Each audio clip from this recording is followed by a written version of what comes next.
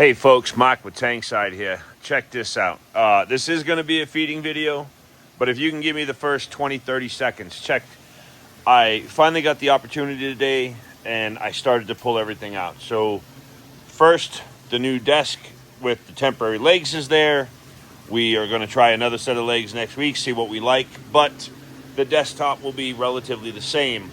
It was all the GoPros, the Canon, the laptop, and all of these memory cards here. So this is all, I don't know, a decade's worth of different adventures that I have lived.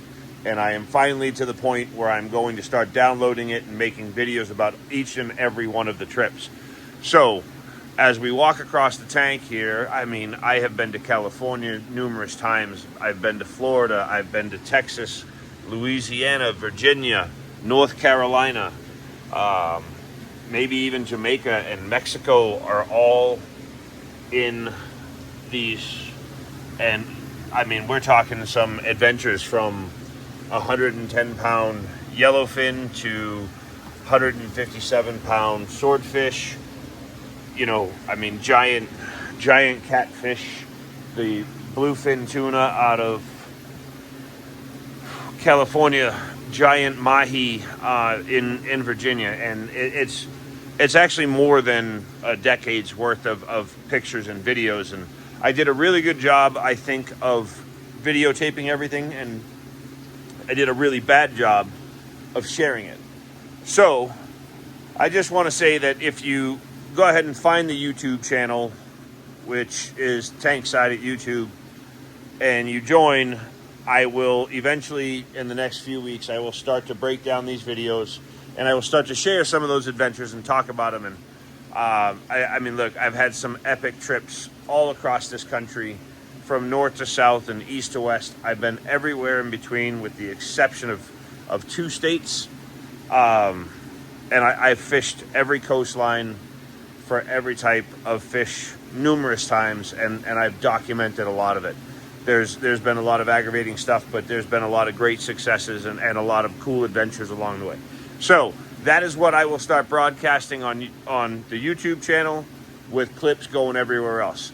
In the meantime, I will get back to what this video is, and that is about feeding.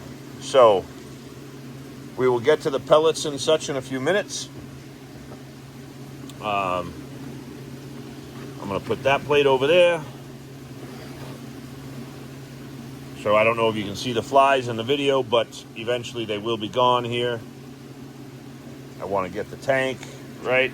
Everybody, look at them. I don't know if you can tell, but they're all waiting. So the first thing is the tilapia, and I do a little bit of this in the big tank, but mainly the tilapia is for the 2 big catfish, so that they don't eat any of the goldfish or koi that's in with them. So we keep them pretty well fed. The downside to keeping a big catfish well fed is that big well fed catfish grow. You know.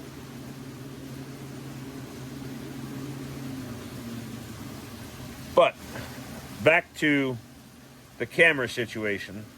I want to get out that I don't even know how many memory cards that I have, because, like, I went to Florida, and I think that whole trip, I think it took either 15 days or 17 days.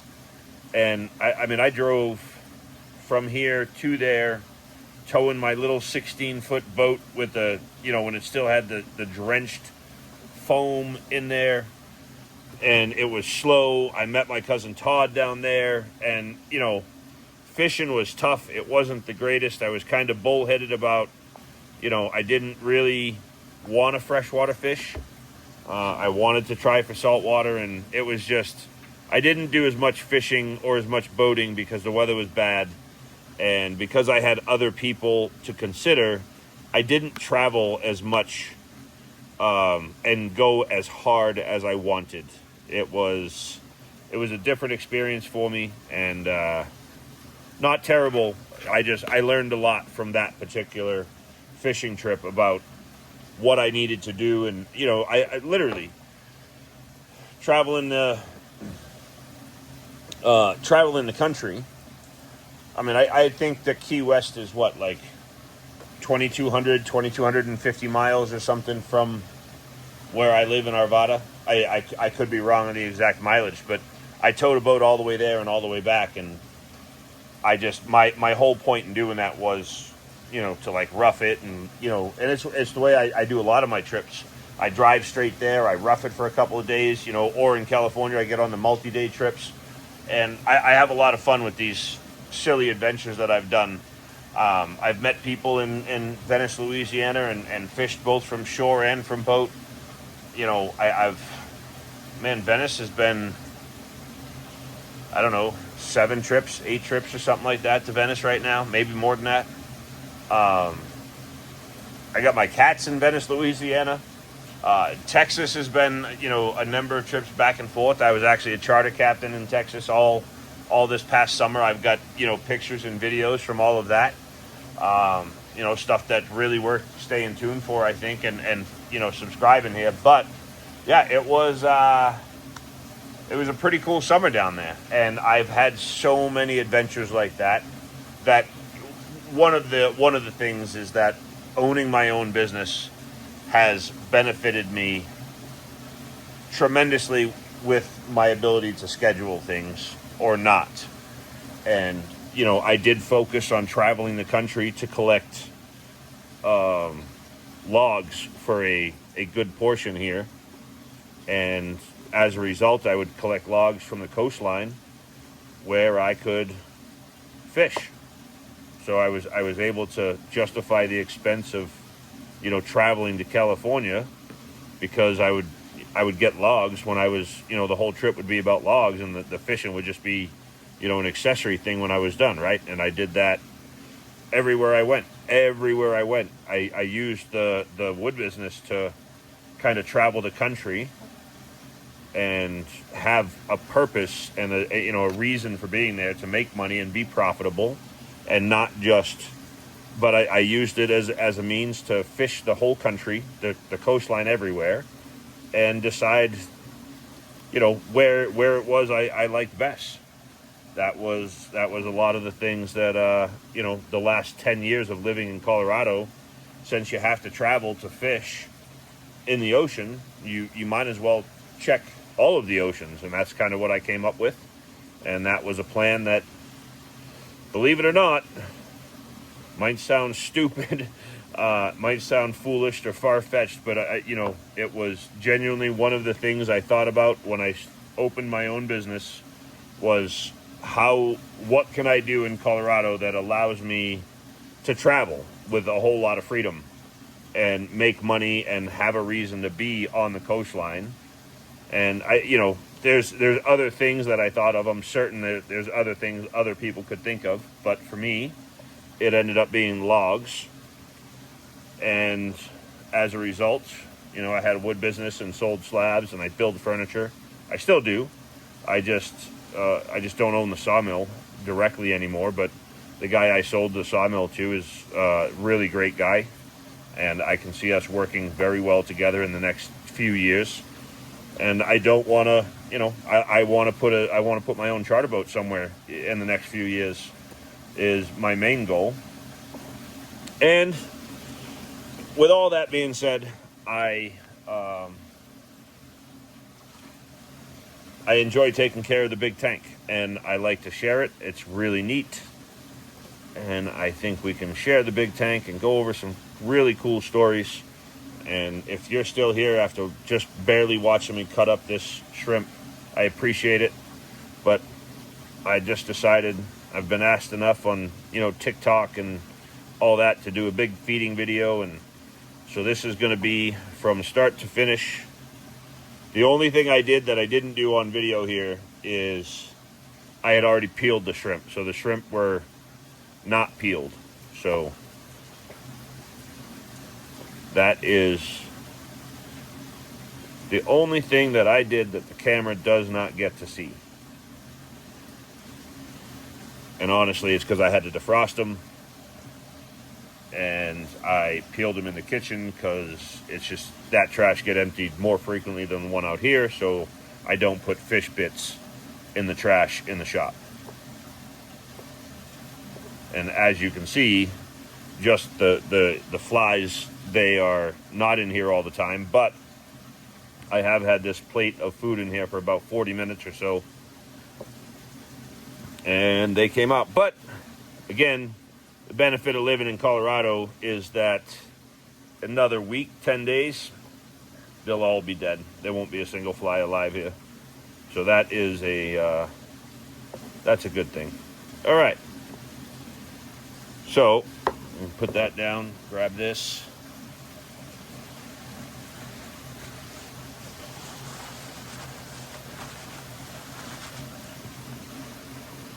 All right. Yeah, I'm going to get this set up. Then a drink of water and such. Then we'll start with the guys out back. We'll finish with the catfish. Yeah, we'll do the catfish now, I think.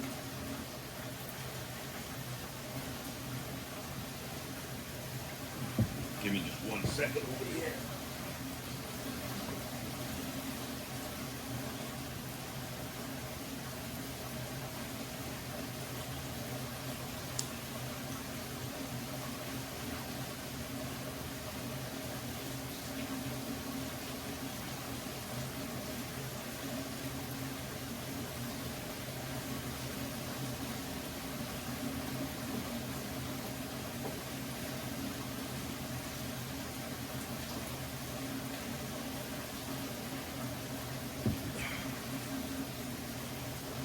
All right, well, let's do this real quick. All right, we spin this way here. Just in case you happen to be interested, we do have some awesome live edge slabs. So, the first thing is, this is for the goldfish and the koi over here. I don't mind giving some into here like that. We can give those guys some, but it's really for that pond. So this is our normal Ken's pellets, which I really like. I think it's a good quality food. I buy it from Ray's Tank. I'm sure. Right, so we got a lot of little fish in here. Again, these guys, there is a Placo in there. And then this handful right up in there. So now it comes to the catfish. Let's see.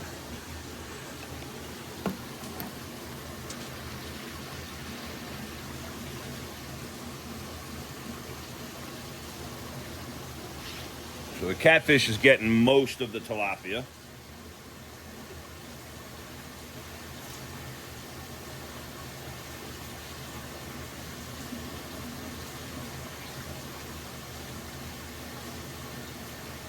And then a little bit of the shrimp. And I think the goldfish are going to help with the shrimp, believe it or not. I don't think that there's anything really in here that will... And these two do not seem to be interested in shrimp for the most part. So now we go out back. On the way out back, I'm going to grab a handful of this.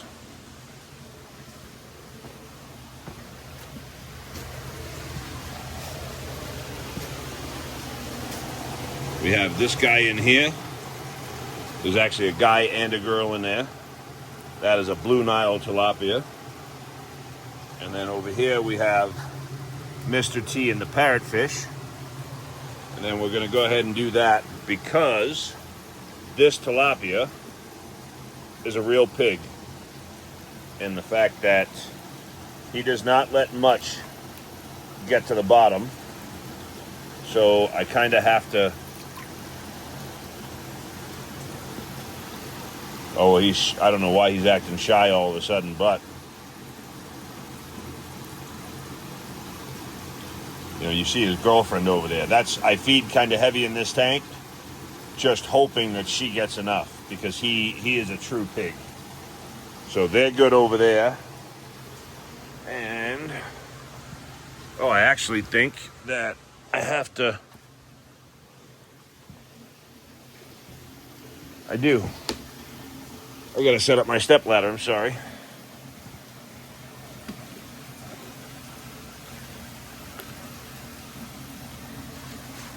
Wipe my hands a minute.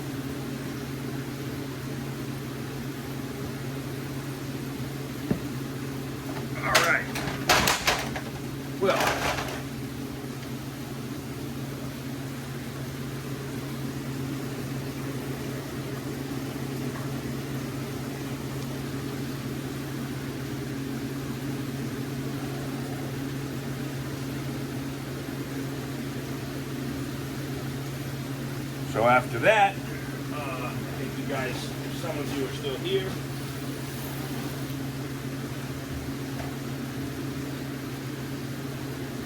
So we always start off with a handful of pellets, just to kind of get everybody excited, let them know that feeding time is about to take place.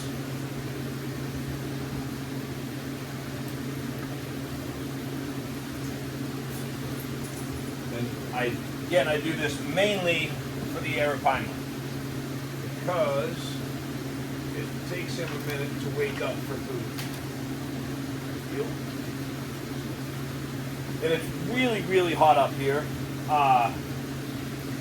because I am feeding a very heavy protein diet. I have lots of males and females in here, and at this time of year when I need the heat on, it's very easy for me to keep the shop at like 81, 82 degrees. That way there I don't have to heat the water at all, but the water does actually change temperature through the water column, and it just does it naturally, right? So I don't need a heater or a chiller. I just heat and cool the room. But I want a couple of people to pair off and breed, and that is what I'm going for here. And by the heavy protein diet and the super strong current, the warmer water right now, because in the wintertime I'll dial the temperature on this, on the whole system back a little bit. And again, certain spots in the system will be warmer than others, but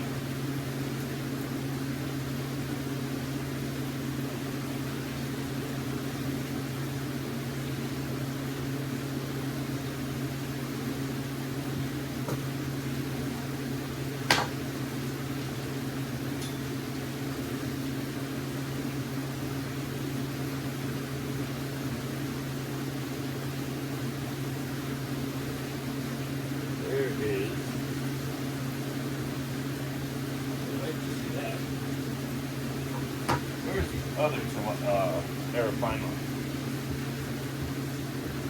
Oh, Mr. Wilson. Come in, Mr. Wilson. There he is. I don't know if you guys can see him or not. Get out of the way. Maybe you can. And, he did go for it.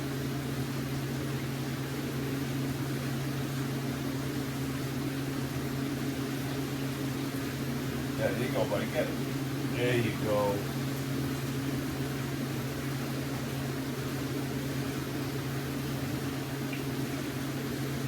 So, this is also one of the ways that I prevent the Arapaima from, well, I don't want to say it prevents.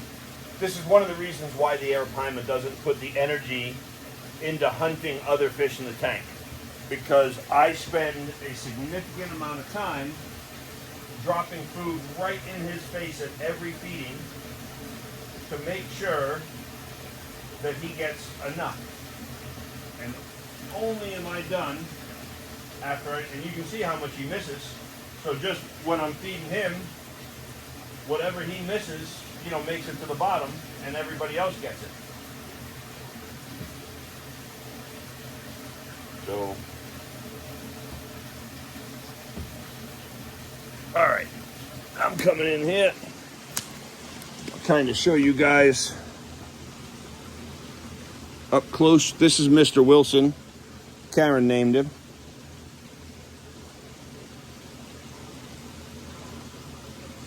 But yeah, I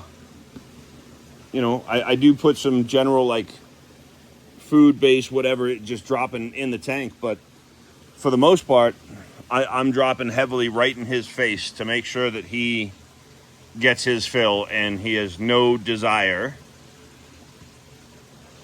Now, with that being said, Mr. Wilson is growing rapidly, but that is in the plans to put a bigger pond in here, something, 10 foot by 18 foot by 4 foot deep is what I'm envisioning for that corner right there.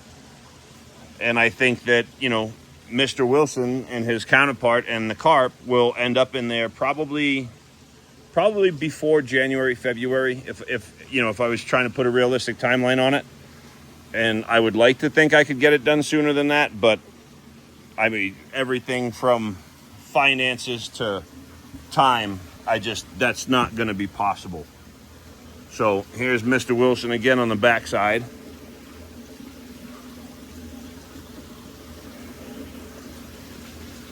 Come on, buddy.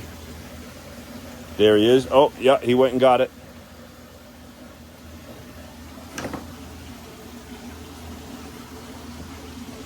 So yes, he is, I don't know, I'm going to guess that he's probably somewhere between 4 and 6 inches longer than when I got him, but not just longer. He is so much girthier than when I got him only, 3 months ago? Yeah, I think 3 months ago is when maybe 4 months ago. But yeah, he's probably a little more than an inch a month, inch and a half a month, maybe. I don't remember the exact day. I can certainly find it online. That's easy enough. I posted a video about it, but it was somewhere in that time frame.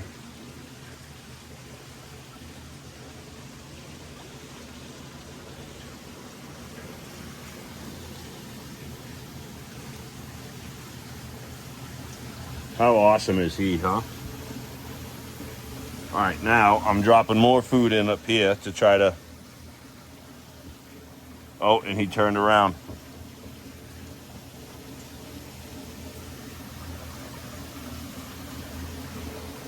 So I am almost out of food here for Mr. Wilson, but he has eaten a fair amount for today.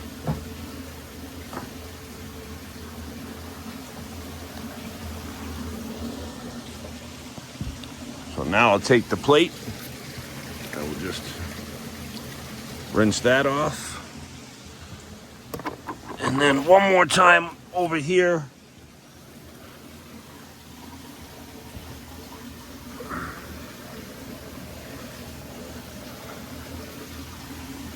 That is maybe a slightly heavier than normal feeding at the moment, but again, I am trying to promote, growth and comfort and get some fish to pair up and breed. So we will see. I'm going to move some clay pots around and other things like that, try to help it along. I'm going to leave the pairs out that I have out, which would be the tilapia, the Midas, and the parrot and Texas, or electric blue Texas, electric blue Carpintis.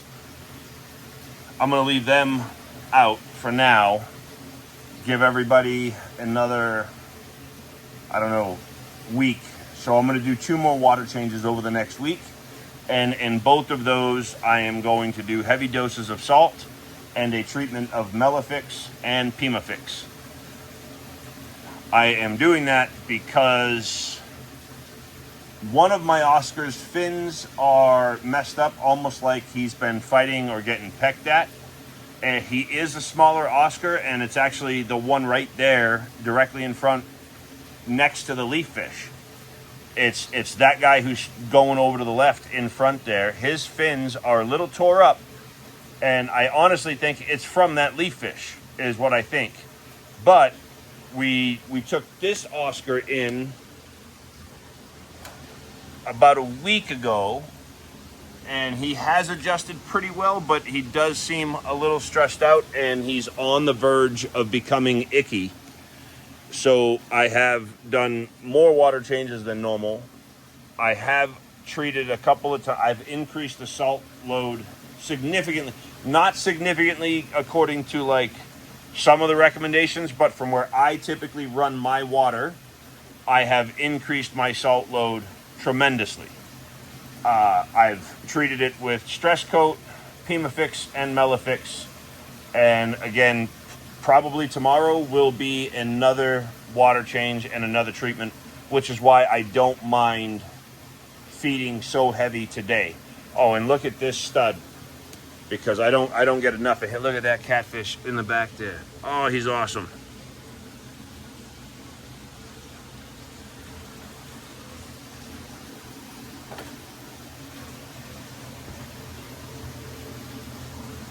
This guy's cool, right? That guy's not bad.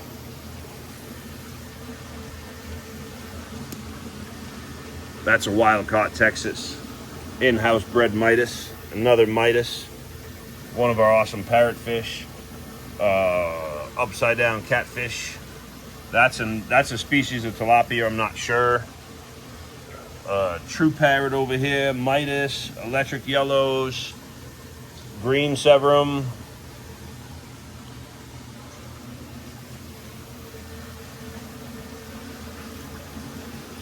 And then our Oscars, our other Texas, second Arapaima with one eye. We got our Midas over here. Our big catfish and some koi in there. And our big 2-foot tilapia in the back for now, but he's not going to be there forever. So this is, this is what we're working with here. But as a precaution, once I see something in this tank, I do have hospital tanks. So like that 100 or 80 gallon right there, that is on its own system. It is running. It has a Placo in it. It's got the FX4. It's got sponge filters, a heater, and I do water changes on that whenever I do water changes on the big tank, and I keep that going. And it is running at 78, 79 degrees. Or room temperature, whichever is, but that is, if somebody brings me a fish or if I go get a fish, he comes back here and goes right in that tank until I feel comfortable to move him. And typically, if it wasn't for those Midas being in that tank, what would happen initially is he would go from there into there so that I could watch him, make sure he acclimated. And again, he's now in the system, but I feel like I have more control. And because there's so much water that I'm not worried necessarily if I miss something. But that's the whole point, is they typically go into a quarantine tank, then they go into a second quarantine where I can watch them further, and then they'll go into the big tank. I very rarely do I ever just take a fish and drop them in this tank. And I will with certain friends that will bring me fish that I've been dealing with for a long time, and I've seen their tanks, or I've seen their pictures, their posts. I've talked to them enough, and I trust that they do everything in their power to take care of the fish, and that it's relative. So from those people, I will take a fish and throw it in here, and that's, again, the fish could just get stressed out from the move and develop ick. But when you use pond chemicals and pond supplies, it becomes cheaper, because even at 6,000 gallons, this system is still not a huge pond. So yeah, I mean, it's, when you use pond chemicals, it's not like I'm paying all that money for normal aquarium stuff. And a lot of it's the same stuff made by the same companies, just more concentrated for ponds. But because it's more concentrated, it is harder to use for smaller aquariums. But I am fortunate at the number of gallons I have, where things work out, where it's not all that expensive. I'm saving a ton of money by moving up to pond stuff, right? If I had 60,000 gallons and I was doing the same thing with the same chemicals, I'd be a little unhappy. But for right now, it all works out. Everything is working in unison, and I am constantly working to upgrade the filtration. So my next step at some point over the winter, I'm sure it's going to happen over the winter, is to get a couple of, low pressure 55 gallon drums, probably 3 or 4 of them. And I want to focus on making, high pressure or canister style pond filters with, other options. And for me, it's so that I can separate everything and I can have way more filtration on a, in a smaller footprint, I guess. Because then I could put more ponds down bottom. I could put an elevated, or I could elevate some of the stuff and put the filtration underneath. But either way, if I can reduce the size of the filtration, then I can increase the size of the ponds or the size of the aquariums. Because I am building some plywood aquariums to go in this shop, and I'm also building some plywood ponds to go in the shop with viewing panels. So, whether one is, whatever you want to call one or the other, but that I am going to do that over the course of the winter. Again, time and money will dictate exactly how fast that happens, but I would like to think I make it happen by January, and at that point, the sky's the limit. If I can do 10 by 18, which everything works out, if I can get everything moved, 10 by 18 at even 36 inches, that's a good sized pond for your garage, right?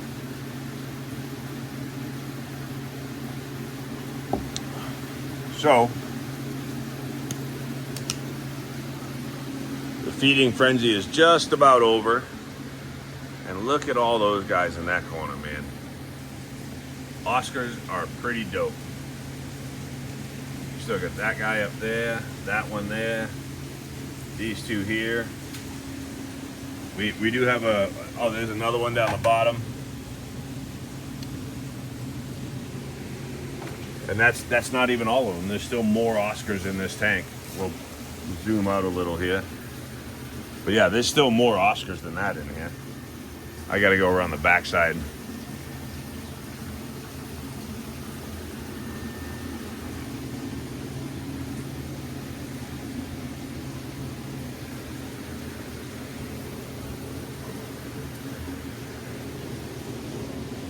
All right, well, that is a 35-minute video there. I hope you enjoyed the feeding, the quick walk around, some of the talks. And again, if you've stayed this or you've zoomed to the end, let me just say that every single one of those cameras, there's 4 GoPros, there's the big Canon, they all have memory cards in them. Then there's dozens of memory cards here, and I have a few more inside in another bag. There's all the memory on the computer and another laptop that is much older. So tune in to the YouTube channel. tank side. And yeah, I hope to see you there.